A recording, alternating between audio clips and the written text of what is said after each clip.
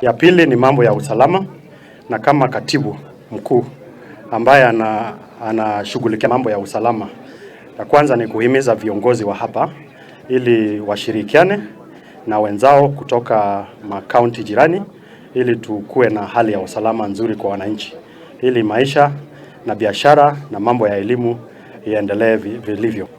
Moja ni mambo ya afya, na rais amekuwa kwa kipaumbele kuiangazia ili watu wetu na wananchi wote wa Kenya wawe na afya nzuri.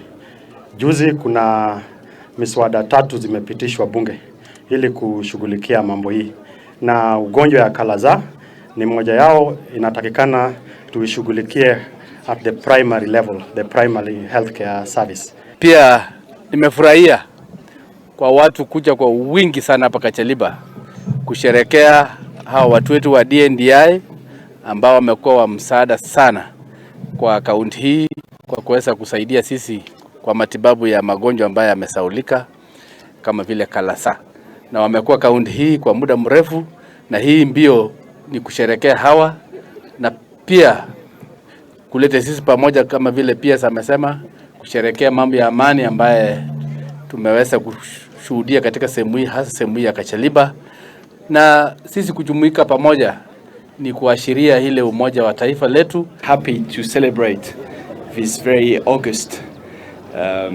celebration for DNDi. It's the 20th anniversary.